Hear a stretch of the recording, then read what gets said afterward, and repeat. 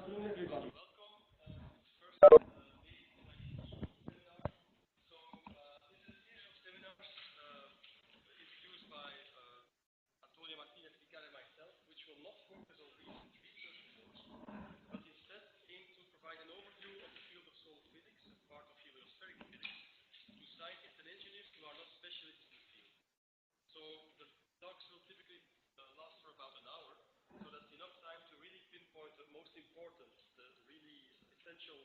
Parts of a specific topic, but not to go into every detail.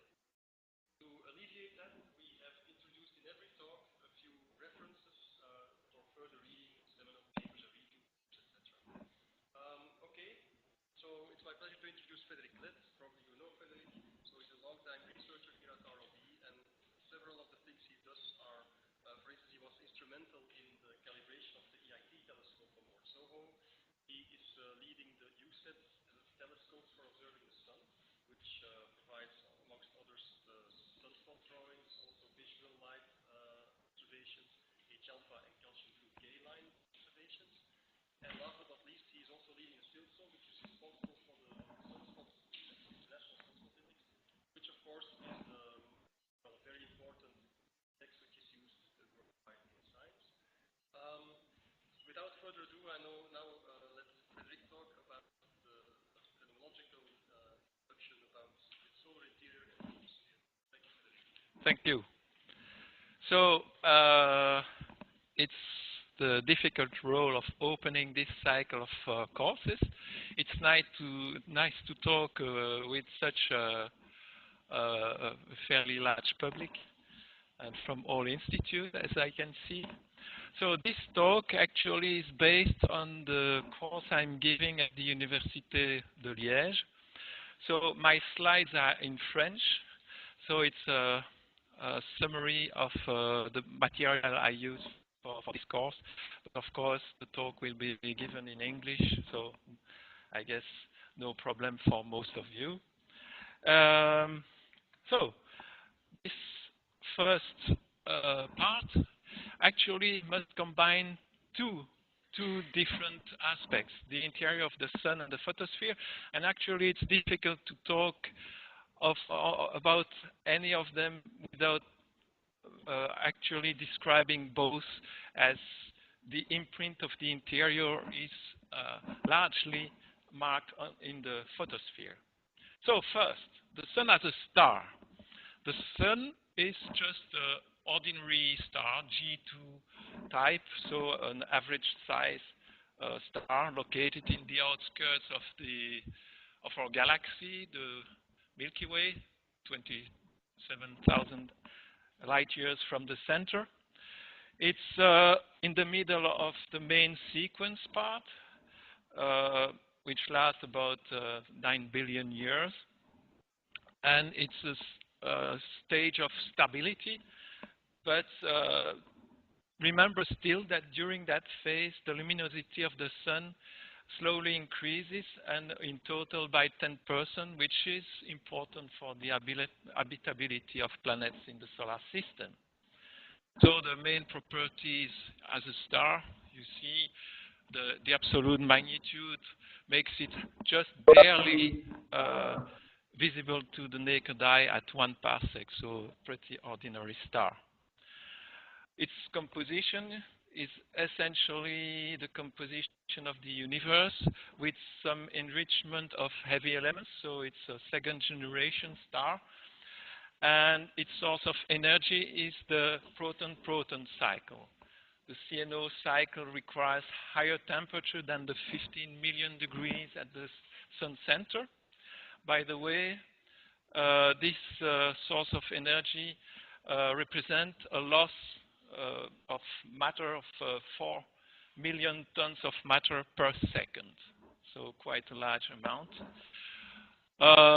The identity card of the sun is, well, big numbers, but just to give something that can be appreciated, it's 300,000 times the mass of the Earth.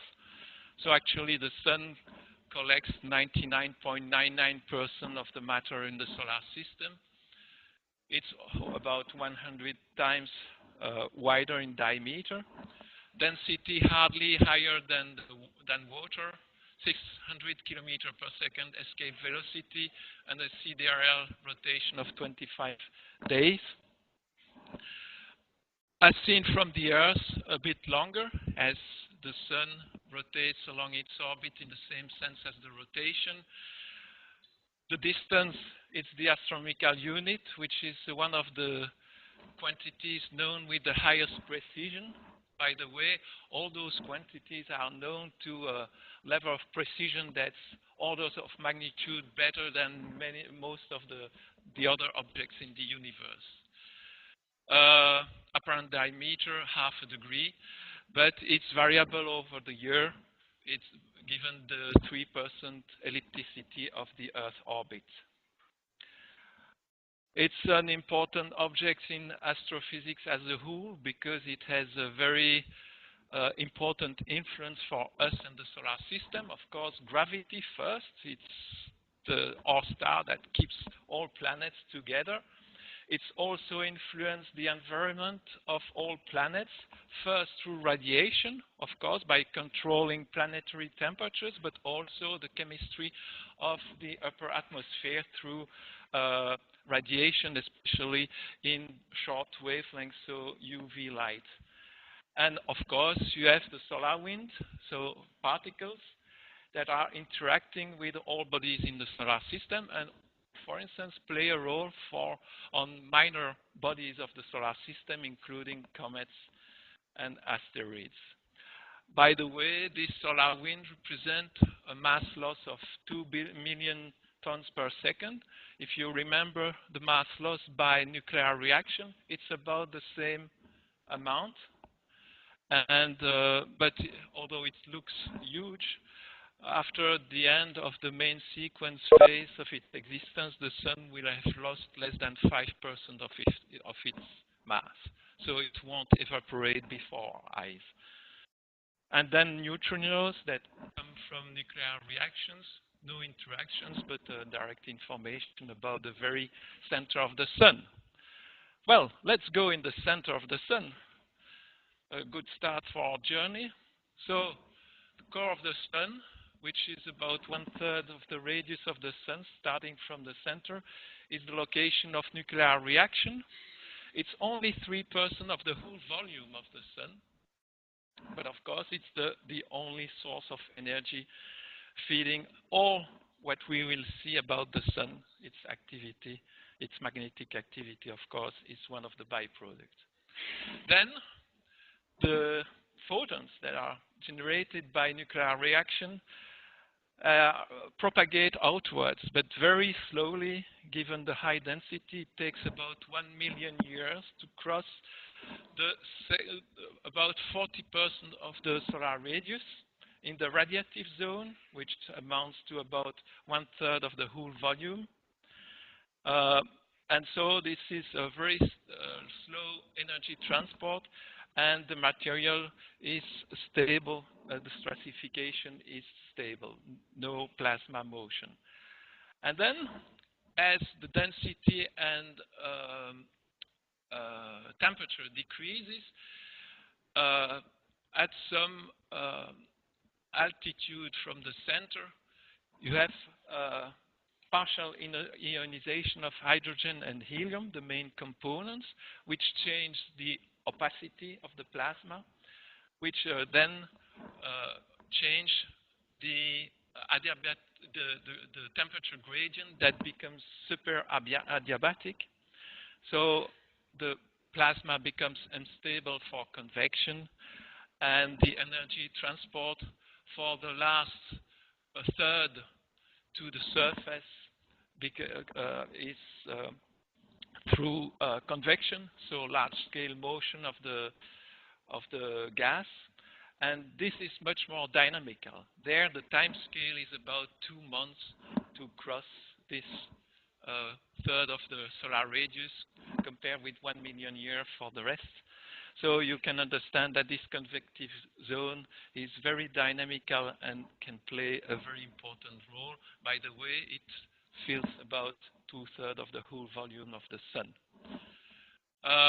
This figure is pretty nice because it shows you things in 3D. Also, what's schematically shown is that the big eddies that carries convectively the energy to the surface are large-scale eddies, but as you get closer to the surface, those eddies fragment into smaller eddies, and what you get at the surface is the granulation. I will come back to that later on. But so remember that although we see small structure here, convection is happening at large scales deep in the sun. But then here is the limb of the sun. It looks like a surface, while actually you have continuously gas, but at lower pressure and temperature going outwards. So what defines the surface? Essentially, it's the altitude at which suddenly, because of the decrease of density and opacity, most of the radiation escapes from the sun. So it's not a material surface like the ground under my feet, but it's a physically defined boundary. And then starts what's called the atmosphere with different layers that we'll see today. The photosphere, which is the base of the atmosphere, and then chromosphere, transition layer, and the outer part, the corona. This is a succession of cuts through those different layers, and the small movies was showing you by how much the aspect of the sun can change when you go through different layers of the atmosphere, and this corresponds to widely different physical conditions in all those layers. Photosphere. It's really the base of the atmosphere, and it's fairly thin, 500 kilometers. Remember that the diameter of the sun, the radius of the sun is 600,000 kilometers. That's why, as seen visually, it looks like a sharp edge. It's marked at its summit. You see the decreasing gradient of temperature here, of density, and there is a reversal in the trend in temperature. And it's at that point that you have the top of the photosphere. And the scale height for the gas, which is at about 5,000 Kelvin, is about 150 kilometers, which is pretty small. Just as a comparison, the outer layer that's at 1 million degrees at a scale height of 30,000 kilometers. So just this explains why it's such a thin layer compared to the rest of the sun. But it's important because it's the source of 95% of the solar radiation. And here I show a global spectrum of solar radiation from a local product, SolSpec.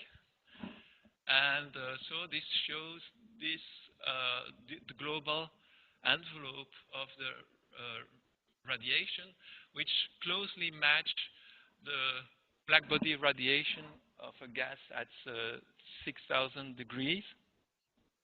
Here it's in log scale, and it shows that outside of this range, which is the visible and infrared radiation, for instance, in X-rays, it's much weaker by orders of magnitude. The variability is small. I will talk a bit about that at the end of the talk. What marks this spectrum? Yes, you saw here that there are many dips, and these are absorption line, the so-called Fraunhofer absorption line. Here the whole spectrum, here a higher resolution spectrum, showing you this forest of dark absorption lines that each corresponds to different elements, chemical elements. I won't enter the details. Just mentioning that their presence actually is a consequence of the negative radial gradient in temperature. So the radiation coming from the hot layer deep inside the sun have to go through cooler layers, and those layers then absorb the radiation. And a first approximation for the photosphere, given its thinness, is that it's just a plain parallel layer. With just this simple model, you can already infer quite a number of properties of the photosphere, although, well, now fully detailed models go much further than that. But so the principle of radiation transfer is that, well, you have here a layer of gas, you have light coming from below and crossing this layer with some absorption. But at the same time, the plasma inside that layer is also radiating. And it boils down in this expression that expresses the variation of intensity through this layer of thickness ds, which is a combination of a source term and an absorption of the incoming radiation. Note that, of course, the path through this layer increases as the light path is tilted relative to the layer, and this is this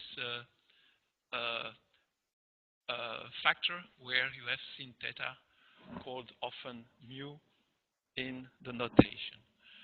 And by integrating over all layers, there I skip all the details of this calculation.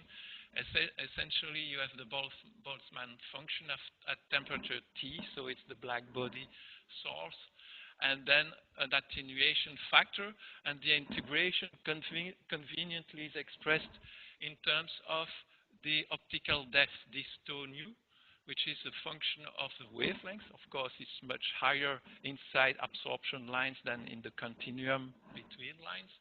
And you find again this mu, which is the angle through which and this mu is explaining actually a characteristic you immediately notice when you see the photosphere. It's the limb darkening, bright center and decreasing intensity, which corresponds to the fact that we have grazing rays, so highly tilted rays coming from the limb while they are coming vertically outward.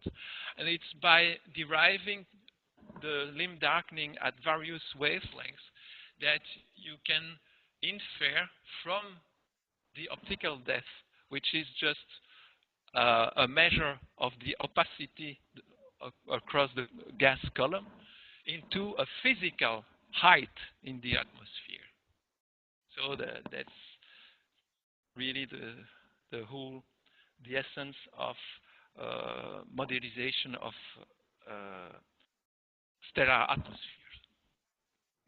That's for the general physical structure of the photosphere. But let's come to the structures. What do we see on this surface? And the first thing that can be noticed, if you have a fairly good angular resolution, so a good telescope, is the solar granulation, which is this random patterns formed of bright cores and surrounded by dark lanes.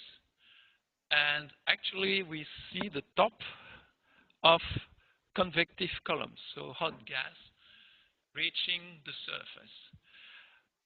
You can see that the shape and size of the granules is pretty random, so it's a continuous spectrum in spatial size, but overall the size range from 500 to 1,500 kilometers with an average around 1,000, which is a bit more than 1 arc second as seen from the Earth. The contrast is not that high, it's about 10%, corresponding to about 150 Kelvin difference between the bright centers and the dark lanes. If you use spectrography to measure speeds, and that's what's done on the right, where the slit there is crossing the granulation pattern, and vertically you have the dispersion. And actually what you find is that the center of the granules is ascending, while you have downdraft in the intergranular boundaries. Speeds are not that high, 2 kilometers per second. Of course, for us on the Earth, it's pretty high. It's like a supersonic aircraft. But so it's also a velocity field. a lifetime of granules, these are fairly tiny structures, and most of them vanish after a maximum of 20 minutes. Exceptionally, you can have half an hour or something like that, but on average, it's about 10 minutes. And typically, the scenario is that you have a bubble of bright material appearing in somewhere in the intergranular lanes, and then developing, expanding, occupying the whole space, and then either sinking again or more frequently being fragmented by the random motions of neighboring convection cells. By the way, this motion represents mechanical energy, and actually looking in the inside of the sun, there are acoustic oscillations propagating inside the whole volume of the sun, and the exciter is the granulation. These are the random motions of the granulation, and likewise, we'll see that those motions are also driving motions of magnetic fields, and it's in this way that mechanical energy of granulation is converted in energy, heating the outer layers and also providing impulse to matter, and so accelerating the solar wind. So granulation is really a motor. And high resolution images here from the Swedish solar tower in La Palma shows you on the left the motion of the granulation, and on the right it's actually the Doppler velocity. So if you look at any specific part, you will see this scenario of a bubble emerging between granules, filling some space and then being fragmented. Note on the right that you have a similar pattern, but also bright patches, and I will come back to that a bit later. You see that those patches match a scale that's quite larger than single granules. By the way, now through a technique called helioseismology, you can probe those motions and temperature below the surface for a few thousand kilometers. And as you can see, the downflows are reversing over a depth that's more or less similar to the spatial scale of the cells we see on top, which means that we see the top of structures that don't go much deeper than the lateral size of those eddies. But actually another larger structure has also an imprint in this granulation, larger because the typical scale is 20 to 30,000 kilometers. There are about 20,000 such supergranules on the sun. Here is a Doppler image with the solar rotation removed, and you see all those patches. The lifetime of a supergranule is about 12 hours. And what's distinctive of supergranulation is that they are animated by horizontal flux that are diverging from the center of the cells to the edges, while in intensity you don't see any imprint of those supergranules, at least in the photosphere. By the way, those diverging motions carries any small magnetic element inside this supergranule to the boundaries, and so you expect that magnetic fields will accumulate at the boundary of this larger pattern, and that's what we will see in the next layer, the chromosphere. That will be for the next time. But it's called the chromospheric network, which is really what makes this supergranulation easily visible. So movies showing that, and the velocity fields. If you see the small arrows here that are showing the velocity vectors, measuring by tracking over this whole pattern. And in yellow, you have the boundaries where the motions converge at the edge. And it's superimposed on a magnetogram, so a map showing small-scale magnetic elements, and you can easily see that the magnetic elements are preferentially located along those boundaries that are simply defined by these horizontal motions. So as I mentioned, in intensity, you cannot see them. Or, well, there is a trick. Actually, some of the magnetic elements look as tiny bright points. You can see some of them. They are caught in the intergranular lanes. But this is taken in the G band, which is in the blue-green part of the visible spectrum, that enhance the contrast of those features that are tiny flux tube, less than 100 kilometers. So you need really high spatial resolution. But you can see that they accumulate not everywhere, but along lines that look a bit brighter if you look more globally. And that's how you can guess that there is such a supergranulation pattern at the level of the photosphere. As you have plenty of those tiny magnetic elements, of course, when they sit next to each other, they will be magnetically collected, creating small dipoles that are short-lived. Such regions that are those small patches here are generated at the rate of about 2,000 regions per hour on the Sun. And summing up the magnetic flux that corresponds to the emergence of those tiny elements, you find that actually you can replace all the magnetic flux that's measured in the outer parts of the solar atmosphere in the solar corona in only 14 hours. So there we have a huge reservoir that can feed the magnetic field that we'll see higher up. And just to see the kind of Brownian motions where you see colliding polarities that emerge, cancel out, so appear and are destructed continuously. So that's the smallest scale in the photosphere, but so that's really the fundamental building block of the solar surface. Now, going to larger structures, the faculae.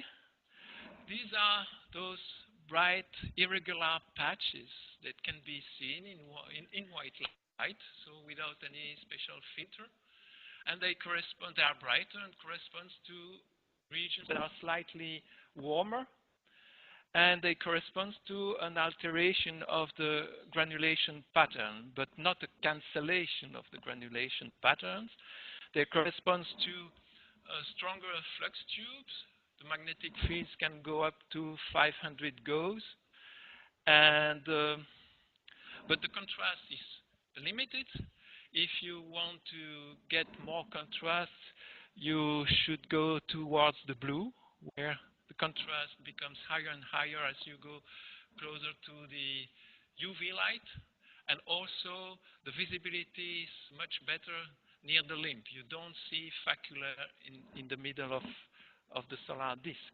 And actually, high-resolution images like those ones also from the Swedish telescopes that shows you in a sideways incidence faculae, you see that these are granules like elsewhere, but you see that there are bright edges there. And actually, the enhanced flux element in those parts of the solar surface, because of the magnetic pressure inside the flux tube, creates an evacuation of the gas, and so you have a pit between the granules. And as the walls of this pit or well are hot, because you see the flanks of neighboring granules that are hotter as you go deeper, you have bright walls. But you can imagine if you look into the pit from the vertical, you don't see the walls. That's the situation at this center. While close to the limb, you have a sideways view, and so you see the walls. And that's what you see here. All the walls facing the Earth look bright. So it's an anisotropic radiation field. Where do faculae form? Typically in association with active regions, sunspots. I will come to that a bit later.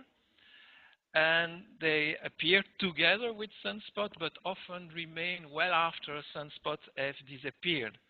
And so they cover a large surface on the sun, much larger than sunspots. We'll see that in that sense they play an important role on irradiance variation. And they can also appear fairly far from where the sunspots are appearing. Then you have a very special kind of faculae. These are polar faculae that are essentially point-like. And so these are bright points lost in the middle of granulation, but they appear only in the polar region and essentially when the sun is near low activity.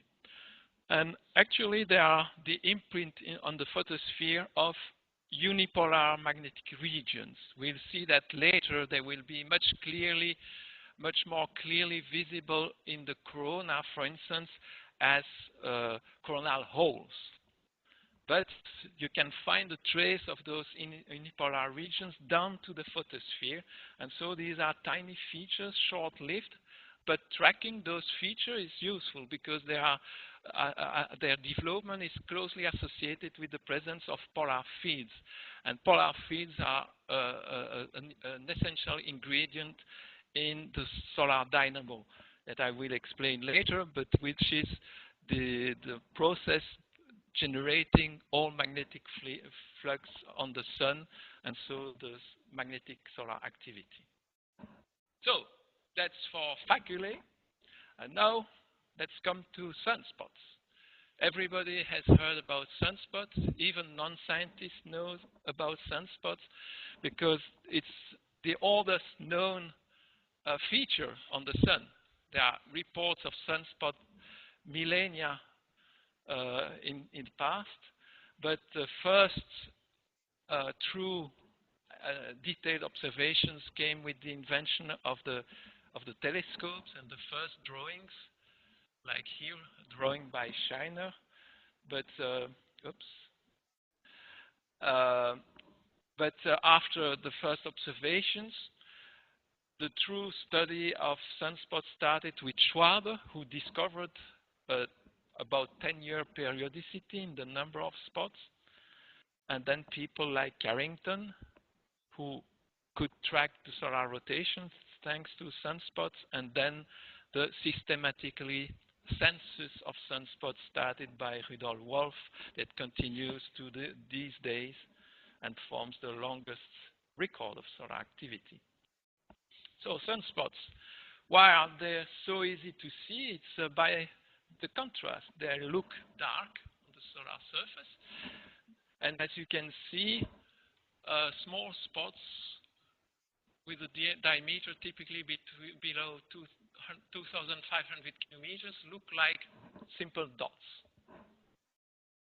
But when they become larger, you see that the structure has two regions, a dark core, the umbra, with a diameter of about 10,000 kilometers. The intensity is about 5 to 30% of the average intensity of the rest of the solar surface.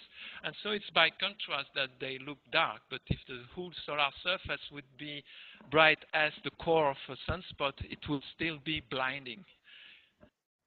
The penumbra, which is this extended grayish part, can extend much more, 50,000 kilometers, so you can see 5 times the Earth diameter, and it's about 50 to 70% of the photospheric intensity.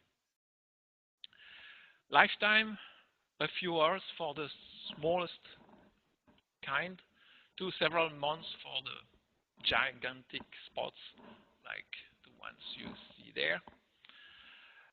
Temperature in the core of the umbra, 4000 Kelvin, which indicates the energy influx reduced by about 20%.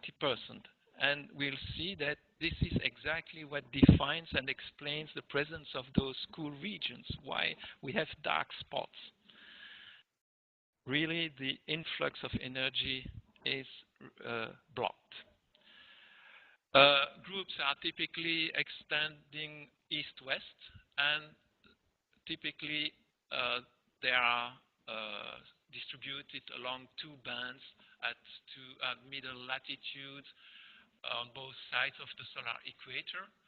When you look closely, spots near the limb, I guess you can see that in those images you have a 3D impression of a dip, and that's actually due to the fact that indeed the gas is evacuated in that region, and that's because of magnetic pressure. Because what goes is those sunspots are magnetic fields, dipoles. So typically, even in such a large region, you see that you have two dominant Taches, which corresponds to the two polarities, north and south magnetic pole, like in the Earth.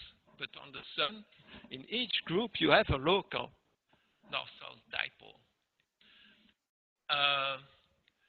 It's most often parallel to the solar equator, but on average, the leading spot in the sense of rotation is slightly closer to the equator than the trailing spots.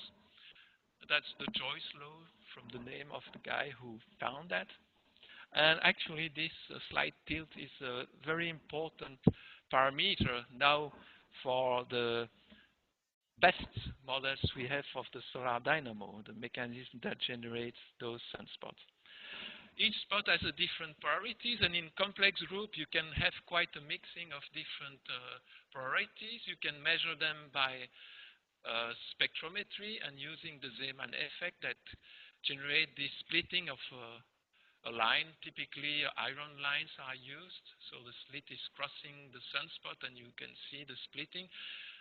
Lines can be fully splitted because when I speak about magnetic fields, the intensity is typically between 2,000 and up to 3,000 Gauss, so few thousand times the Earth magnetic field, a bit weaker in the penumbra. No spots are forming for fields below 1,500 Gauss. And the presence of this magnetic field is actually what freezes convective motions where those magnetic arcades are crossing the surface. And without convection, the main factor bringing heat to the surface is blocked. And by helioseismology sounding, you can derive, you can probe the convective layer below a sunspot. And what you see is that the cool part extends for just a few thousand kilometers, and below you have a hot part, which is really the indication of that heat cannot escape, is blocked at that level and cannot reach the surface, causing the cooling. But you see that this cooling is really superficial. It's happening very close to the surface. It's still an open issue where the energy that's blocked under the sunspot finds finally its way to the surface through other channels. But is it spread over a very wide part of the rest of the quiet solar photosphere? It's still an open question. A closer view of one spot. So that one is about twice the size of the Earth, just to give a scale. And you can really see that the granulation pattern is completely suppressed where you have those strong magnetic fields. In the penumbra, you have those fibrils, and they are animated by a radial flow, the overshed flow, which is characteristic of the penumbra. So spots have their own fine structure, completely different from the usual granulation. Now, after seeing a spot from very close, let's look at the global properties. So what causes the variations in the number of spots you can see on the sun? Well, you can see spots coming and going, so they emerge, decay, but also you have the solar rotation that carries them from limb to limb. And so it's the combination of those two factors. On the right, you have a magnetogram. So what's gray means zero magnetic field, and north and south poles are white and black. And you see that for each group in the mid-latitude band, you have two poles, two patches, white and black, sitting next to each other, sometimes very concentrated, sometimes spread over a large surface. And we'll look at more closely in the next movie. That's slower and show you better how new active regions can really emerge like a bubble coming to the surface. Often you have compact and simple dipoles. When you have young groups, I try to find one, but then as they grow larger and older, you start to have a mixing of different magnetic elements. So it's not only anymore a clean dipole. And after, in the last phase of the decay, even after sunspots have vanished, in the magnetogram you can see them, what I call the ghost of active regions, where you see large regions where you have plenty of patches, but mostly from one polarity or the other polarity, defining large-scale neutral lines separating two polarities over a very wide area, but of course weaker fields. And those features are also important for a specific kind of activity manifestations. These are the filaments eruptions, and for part, the associated coronal mass ejection. And so those ghosts of dead sunspot can still play a role. So given the diversity of sunspots, people tried already for quite a long time to put them in boxes and classify them. The oldest classification is the Zurich classification. I won't enter into the details, but simply along each column you have a kind of a historical timeline of the growth and decay of an active region. So it's a chronological scenario. That's the philosophy behind this classification. Of course, not all groups reach the highest level of development. They may stop at that level and directly jump to this level when decaying. Mc Intosh, there the purpose was to define the flaring probability of active regions, and so the global size was not sufficient, so it's still based on a main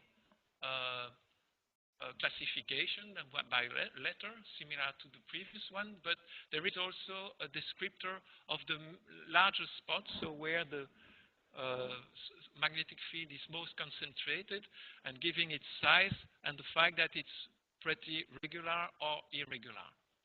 And then an index of compacity from simple to very complex configuration. That's actually a measure of the complexity of the group, and so of the mixing of different magnetic polarities. As we have more mixing, of course, you have sharper gradients, sharper magnetic gradients, which are favorable for flaring activity. And of course, since Hale showed the magnetic nature of sunspots, systematic measurements were done, starting with the Mont Wilson Observatory, where they defined this scale with all those different classes that describe the type of structure: unipolar, bipolar groups, and with different levels of mixing, and so from alpha to beta. So the space weather forecaster will be familiar with that. And beta gamma, that's the bad case, where the mixing goes as far as having umbra of opposite polarity in the common penumbra. So maximum gradient that you can expect, and definitely the source of the strongest flares. Well, when you have dark spots on the solar surface, well, they are the perfect marker of solar rotation. And right from the start, this allowed people to derive that the sun was rotating, but now we know better, and that's the overall profile for different types of group here, classified between young and old groups. But overall, you see that they follow a row that mathematically can be approximated by this expression in sidereal rotation, so relative to fixed stars. And essentially, the sun is rotating much faster at the equator in 25 days, while at the pole is 35 days, which means that you will have a real shearing between different latitudes, and that's also important for solar activity. But the sun doesn't rotate along an axis that's just simply oriented north-south from our view. That would be all too easy, of course. It's tilted by a bit more than 7 degrees relative to the ecliptic plane, so the orbital plane of the Earth. And the node between the solar equator and the ecliptic is itself shifted by 74 degrees relative to the vernal point, which is the crossing between the Earth equator and the ecliptic, with a tilting angle that's familiar to you, 23 degrees and a half, which is the cause of seasons on the Earth. And so as seen from the Earth, the viewpoint you have on the sun can be defined essentially by 3 angles. And the P angle, which is the orientation in the plane of the sky relative to celestial north, is actually moving back and forth by 26 degrees. So it's not simply the sum of 23 degrees and 7 degrees, because the two motions, the two tilts of the Earth and the sun are not aligned. And then you have a tilt relative to the plane of the sky. It's the B angle. And you can consider that B is actually the latitude of the central point of the disk as seen from the Earth. So it's positive when the North Pole is tilted towards us, and negative when the South Pole is tilted towards us. And the annual variations of those two quantities is shown here. So two sinusoids that are not quite in correspondence. So you can really, well, have the sun in plenty of different orientation. The last angle is simply the longitude of the central meridian, so of the meridian passing in the center of the disk. But that involves the solar rotation. So how is it defined? Because, well, the sun is just flowing gas, so how do you cannot put a flag, you know, in one place. And that was introduced by Carrington. And measuring the rotation of sunspot, he found this value for the rotation, and which was the rotation rate of most of the sunspots that are located around 16 degrees latitude. Of course, it will be faster or slower at other latitudes. As seen from the Earth, it means that we see the sunspot drifting by about 13 degrees, and the synodic rotation is 27 days. But it's an average, because as the Earth orbit is elliptical, so our speed is not the same over the year. It's something that's modulated over 1 year. Then where do you put the meridian 0? Well, it's arbitrary, and simply Carrington chose to take the meridian that passed through the ascending node of the solar equator on the 1st of January 1854. And then he defined rotations. So rotations start when the zero meridian pass at disk center. And he put the number 1 on November 9, 1853. We are beyond 2000 in the numbering of solar rotation nowadays. So that's for the solar rotation. Then another thing that sunspots revealed is an activity cycle. The number of spots and group is modulated over 11 years, but this is all but a clockwork period. Actually, the period is between 8 and 14 years. We just reached the end of a cycle that started after the previous cycle reached about 14 years, so after a long minimum. The rise is sharper in 4 years, and then the decline is over about 7 years. But it's modulated both in period and amplitude.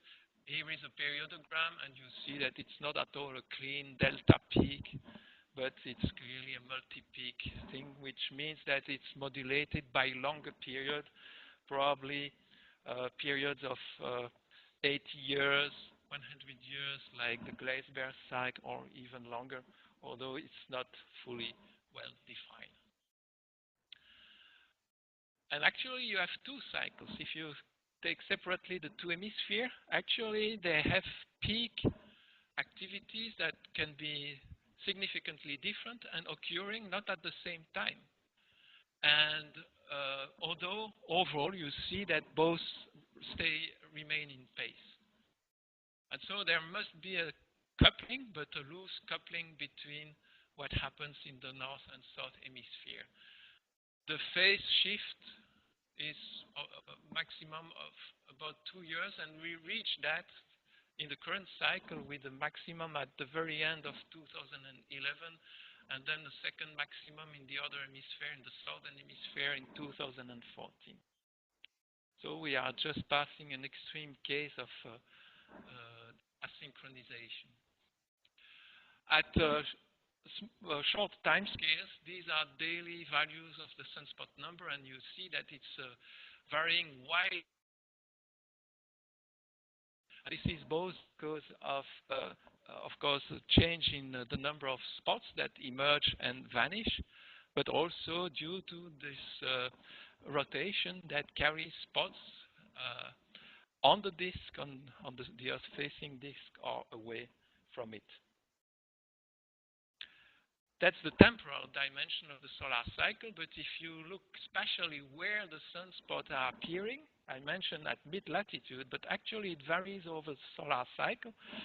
Starting in the beginning of a cycle close to 30 degrees northern latitude, you have a few groups occurring higher, but it's almost, the limit is at 40 degrees. So it's really fairly low latitude.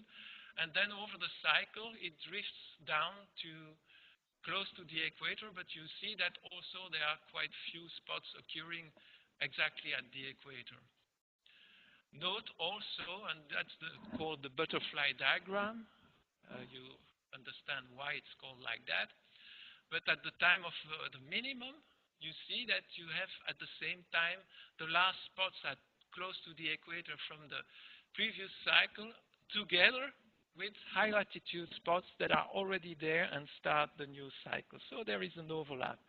So rather than a period, you should think more in terms of successive pulses of activity. So yes, I mentioned dipoles, but also concerning global pattern, you can see that here you have white leading dark, and it's the opposite in the other hemisphere. So all groups have the same priorities and opposite in both hemispheres. And if you take the same image from the next cycle, everything is reversed, everything is swapped, and that's why the magnetic cycle is 22 years. But weak fields also show patterns. This is a timeline of magnetograms. You recognize the wings of the butterfly. These are active regions. But what you can see also are those fields that are kind of bleeding towards the poles and with opposite colors in each hemisphere. Actually, these are the flux of the trailing part of the dipoles of all active regions that drifts preferentially towards the pole where this flux accumulates. But you can see that at the next cycle, new flux opposite to the pre-existing one arrives and actually cancel out the old flux and then accumulates. And so it's not at all a permanent dipole. The drift, the meridional flow that carries those magnetic fields is about 20 meters per second. Pretty slow, the speed of a car, but then at the size of the sun, it takes about 1 year to reach the pole. So that's another important pattern. So that's the extended solar cycle, and the movie shows you that. So it all starts from a solar rotation, then you remap the full solar surface over all longitude into a map, and then you can build a movie here passing the minimum, few spots close to the equator, new cycle, spots appearing at high latitude and then again coming close to the equator, and so on.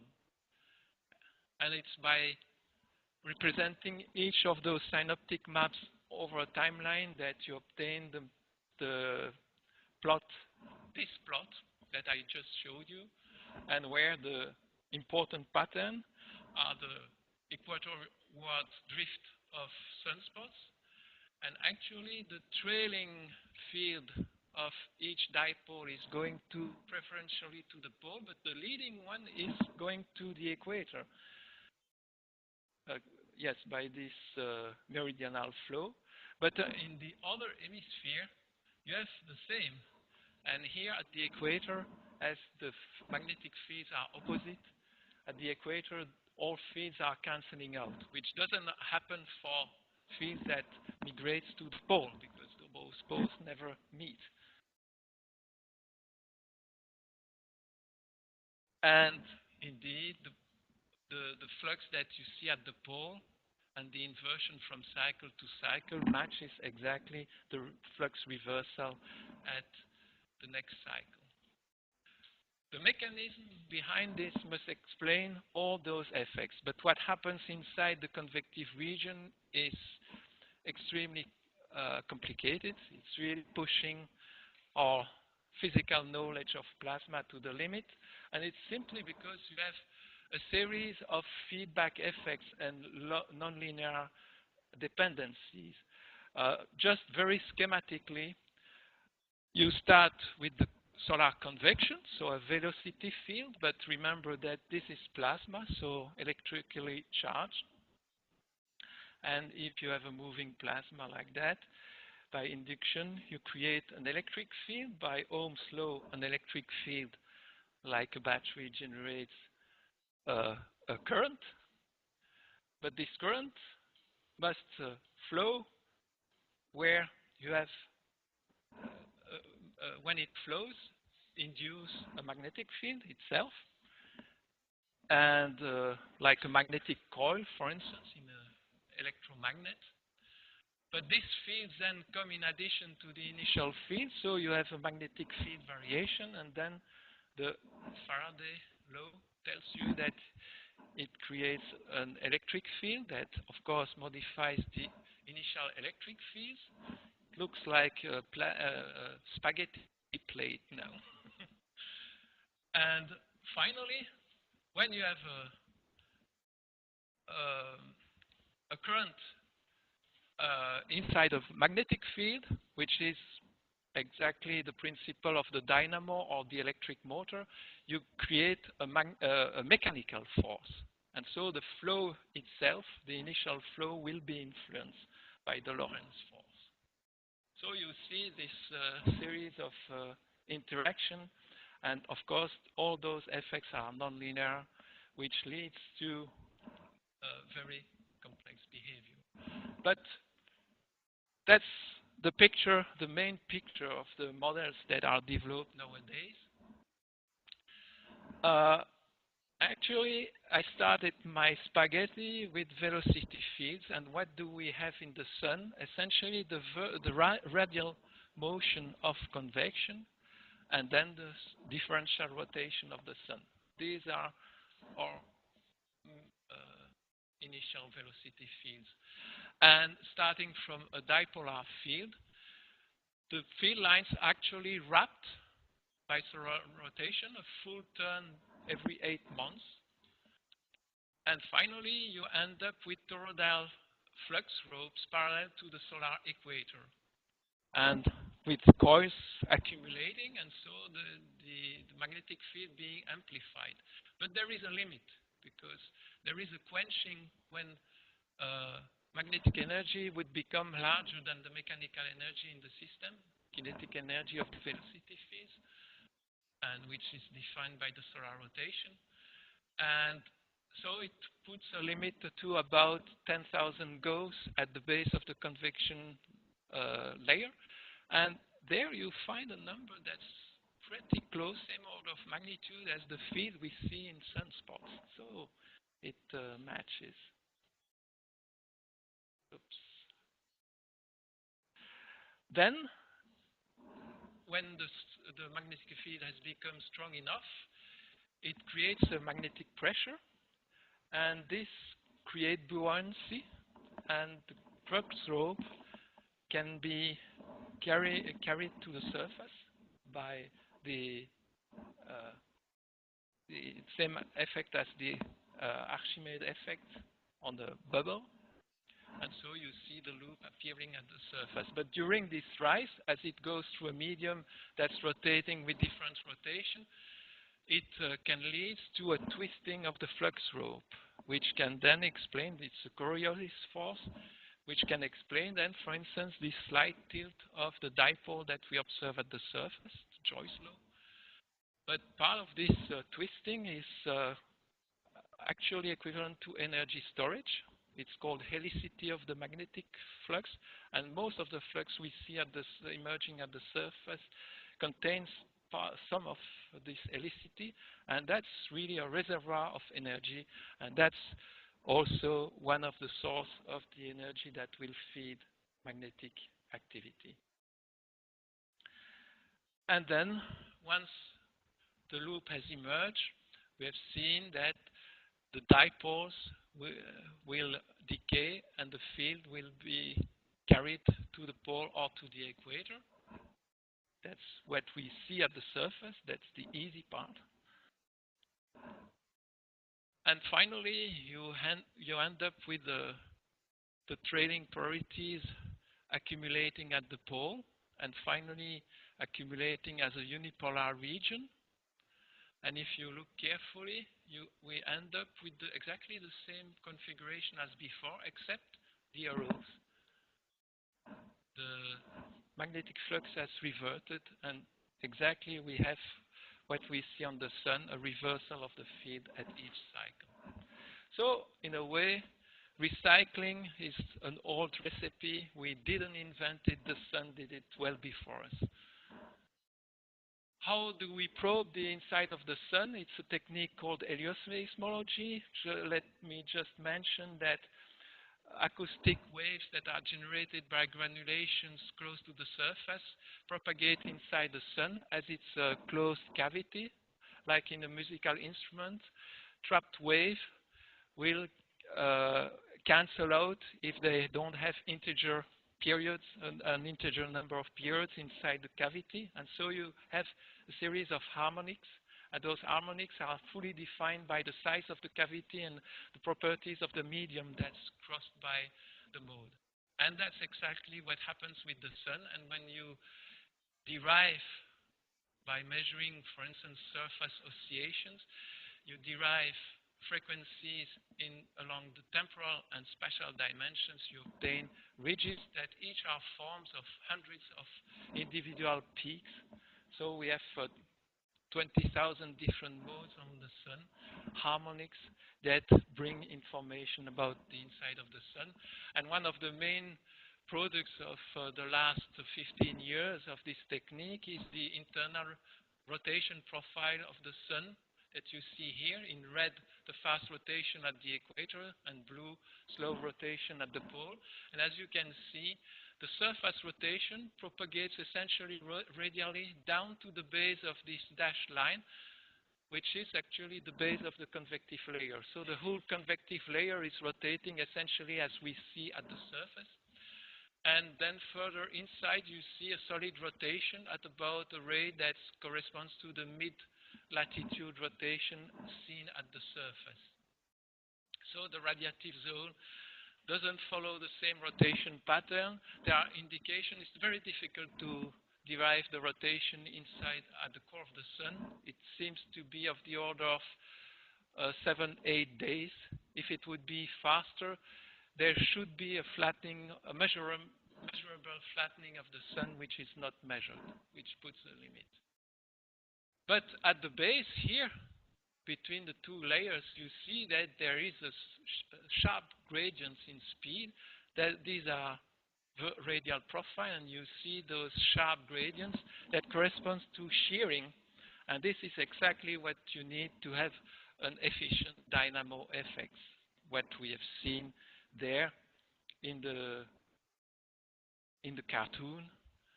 But so it's largely at the base of the convective region that this happens. This is a movie derived from a true model and showing the internal profile inside the convective regions. Magnetic fields are represented by those thin lines. And the feature that appear is that you can see those toroidal fields parallel to the equator, the propagation towards from the high latitude to low latitude. The profile here corresponds actually to distortions in the average differential rotation. And it helps to see that you have kind of waves propagating from the pole. Here is a red one growing there, and then it's drifting towards the equator. So it's a 3D image of this mechanism. So that's the engine. That's what's driving everything we see on the Sun. And that's what explains the 11-year modulation, why we don't have a steady activity, but something that's pulsating. So it's really because the dynamo closes a loop. And one of the consequences of interest to us is how does it change the radiative input to the Earth. And of course, the primary component is the total solar irradiance. So those 95% of the radiation that are received at the Earth, and that's measured by various teams, including at the Meteorological Institute here. This is part of the Virgo instruments, but there are other instruments measuring it now from the space stations and other spacecrafts.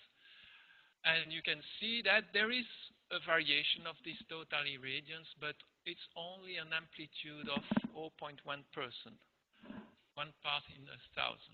So that's why initially it was called the solar constant. But so it is actually modulated, but you must be in space to really measure it. Of course, you see that it's going up at the time of the maximum of activity.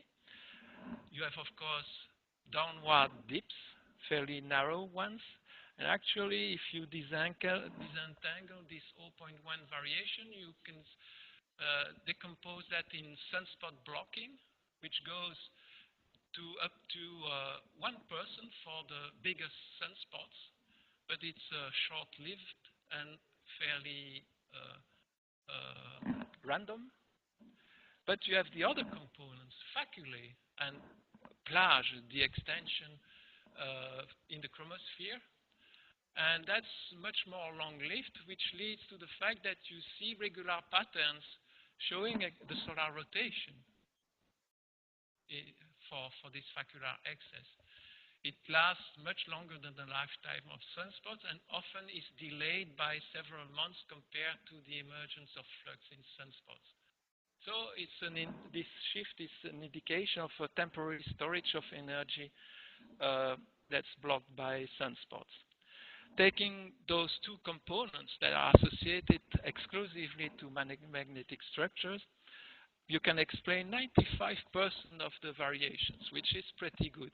But, well, you have still those 5% remaining, and that's the matter of current research, trying to find what are other mechanisms that can explain this remaining difference. By the way, if you look at the solar spectrum, again shown here in blue, with the maximum, it's in log scale, with the maximum in the visible. The variability itself, that's at 10 at the -3 in the visible and near infrared, change completely when you go to other wavelengths. So the other layers that will be presented in other courses are weak, but the variations is huge compared to what you have in the visible. Of course, one source of those variations are the famous solar flares occurring in sunspots, but actually they are pretty unimportant in the photosphere. Only images like this one have been recorded showing white light flares. So flares seen in the white light of the photosphere. Two bright ribbons, we'll see that this is a common feature seen usually higher up in the chromosphere. But as the source of solar flare is actually higher up in extended magnetic structure in the solar atmosphere, it's only when very strong particle fluxes are bombarding the thick layers of the photosphere. First, they must be able to reach those low altitude, but also as the density of plasma is much higher, for the same amount of energy, you will obtain a much smaller temperature enhancement, and so a lower contrast. So most of those events go unnoticed. But so to see more about flares, you must go higher. And that will be the topic of the next talks. Thank you.